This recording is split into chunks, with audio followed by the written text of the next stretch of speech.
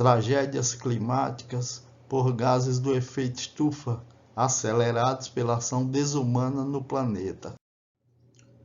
Uma reflexão: as tragédias climáticas são eventos aleatórios ou crimes ambientais anunciados? O efeito estufa é um fenômeno natural com interação entre o Sol e o nosso planeta Terra para a sobrevivência das espécies, inclusive a nossa, a espécie humana. Só que está havendo um outro fenômeno, esse efeito estufa artificial, que é provocado pela ação humana, da intensificação depois da industrialização e a intensa atividade humana de forma desordenada, com a liberação de gás carbono, metano, óxido de nitrogênio, entre outros gases, que estão provocando desequilíbrio e com muita preocupação para a destruição das espécies. Nessa figura, vocês têm a explicação sobre esse descontrole do efeito estufa.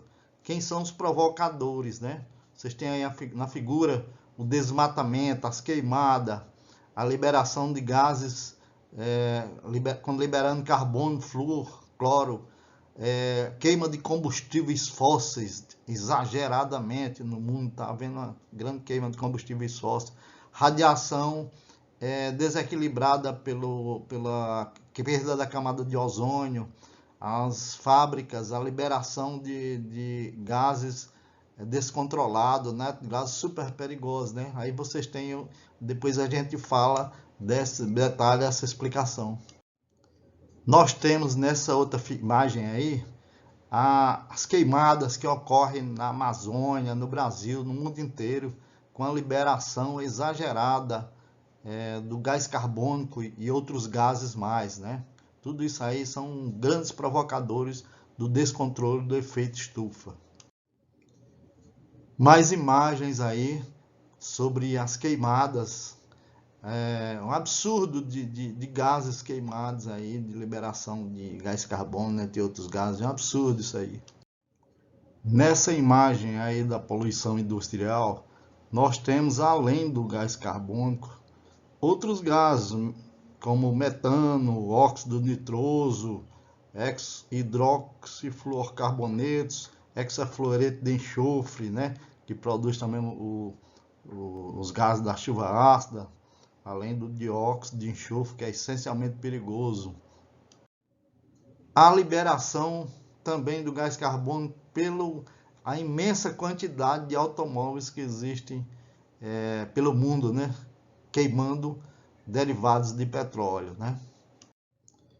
Mais uma imagem aí sobre a liberação do gás carbônico, né? Nesse gráfico vocês têm aí o quantitativo percentual dos gases do efeito estufa.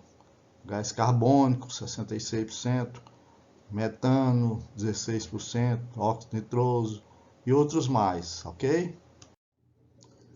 O aumento do gás carbônico, principal gás do efeito estufa, entre outros, é por conta principalmente da queima de combustíveis fósseis e das mudanças na utilização dos solos.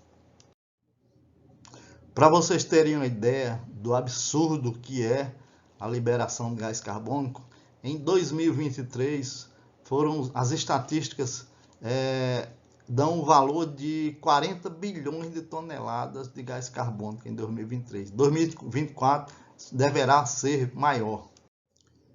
O relatório global sobre o clima da Agência Europeia Copérnicos em 2024 confirma o ano passado, 2024, como o mais quente já registrado, o primeiro acima da média de 1,5 graus Celsius sobre a temperatura média anual.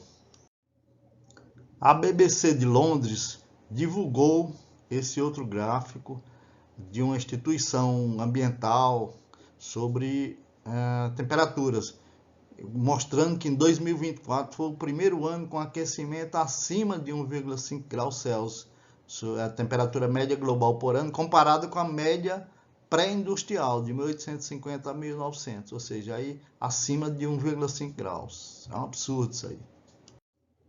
As próximas 3 imagens comprovam os valores das temperaturas em patamar bem alto, acima de 40 graus, como mostram aí as 3 figuras na sequência.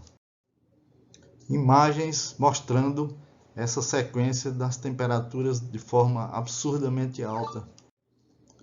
Inclusive, essas temperaturas absurdamente altas, além de devastar a natureza, o meio ambiente, provocam mortes das espécies, dos humanos, né? O planeta está em ebulição, disse o secretário-geral da ONU, Antônio Guterres, né? Nesta imagem, nós temos a tragédia do Rio Grande do Sul, que houve com a destruição praticamente do estado, muitas cidades, muitas mortes, muita devastação da natureza. Nós temos aí a imagem antes da tragédia e a imagem após tragédia, isso de um satélite, para vocês terem uma ideia como foi devastador essa questão. Aí nós temos 4 imagens dos Estados Unidos, dos recentes incêndios em Los Angeles, na Califórnia. Na primeira imagem superior, do lado esquerdo, temos antes do incêndio, né? E do lado direito, a parte superior, o incêndio. No lado esquerdo, inferior, e lado direito, inferior, também os incêndios provocados pelo esse aquecimento, pelo esse desregulamento do ambiente, o aquecimento global que nós temos, umas tragédias mais recentes aí, que fora outras que houve pelo mundo inteiro, essa aí é uma das mais recentes, as principais.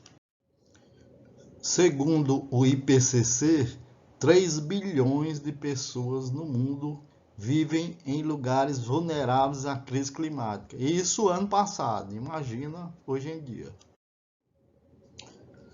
2 milhões de pessoas morreram nos últimos 50 anos por consequência de eventos extremos e desastres naturais influenciados pelas mudanças climáticas, segundo a OMM. O derretimento das geleiras nos polos, denominaram inclusive geleira do fim do mundo, é mais frágil do que se pensava. Satélites identificaram quilômetros de água quente no mar abaixo do gelo em glaciar, é um termo para derretimento dessa geleira, que, se rompido, causaria elevação de 3 metros no oceano, ou mais. O Acordo de Paris foi um tratado, e é ainda um tratado internacional, que tem como objetivo a diminuição das emissões de gases do efeito estufa, buscando conter o agravamento do aquecimento global e, por conseguinte, das mudanças climáticas. Esse acordo foi resultado da COP21, realizada em 2015 na capital francesa, substituindo o protocolo de Kyoto, antes adotado. É adotado atualmente por 194 partes, considerando 193 países e a União Europeia. Somente 4 países não fazem parte desse acordo, sendo um deles os Estados Unidos, que deixaram recentemente o tratado pela segunda vez em 20 de janeiro de 2025, após a eleição do presidente americano Donald Trump. Esse acordo seria para também contribuir e investir na parte das energias renováveis e a proteção ambiental. Só que, na contramão disso, os bancos investiram quase 7 trilhões de dólares em combustíveis fósseis desde a época do acordo. Isso dito pela imprensa e as redes sociais. Uma ação de suma importância nessa questão do meio ambiente, proteção dele, é a das ações de leis e suas implementações no Congresso Nacional, pois muitas dessas leis são de destruição dos ecossistemas e em benefício dos interesses econômicos e dos negacionistas ambientais. Vamos sair de negacionistas para cientistas da ciência. Há cerca de 70 anos, um químico norte-americano Charles Keeling, 1928 a 2005, observou o aumento intenso da concentração de gás carbônico na atmosfera. Fruto de seus estudos e de sua persistência, instituições dos Estados Unidos e de outros países também, universidades e Agência Nacional para os Oceanos na Atmosfera, passaram a registrar os níveis de gás carbônico na atmosfera. Em homenagem ao pioneiro desse registro, passou a ser conhecido como curva de Keeling. O avanço da curva ao tempo pode ser verificado nesse endereço aí abaixo. Eu considero essa curva de Keeling para o planeta como um termômetro para a medição da poluição do planeta, como um termômetro para medir a nossa febre. Isso aí eu tenho certeza. Nós temos aí um gráfico da curva de Keeling, né, da concentração de gás carbônico, mostrado ao longo dos séculos.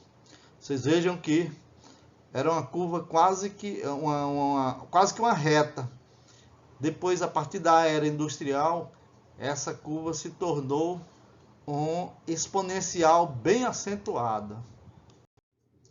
Já essa curva de concentração de gás carbônico mostra do início da era industrial até os dias de hoje, uma acentuação bastante preocupante.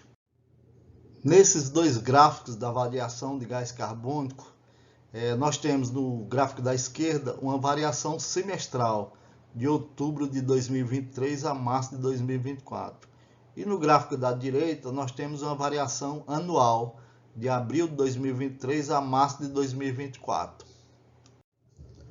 Essa figura mostra uma charge sobre a questão ambiental, né, para reflexão. De um lado nós temos os negacionistas que puxam para essa destruição do planeta, do outro nós temos os que têm consciência disso, os que têm a consciência ambiental, com a frase: só a educação pode salvar o nosso planeta. Por conta disso, podemos ainda salvar o nosso planeta Terra? Essa reflexão. A resposta está na conscientização de cada um de nós. Os meus agradecimentos a todos e todas. Leonardo.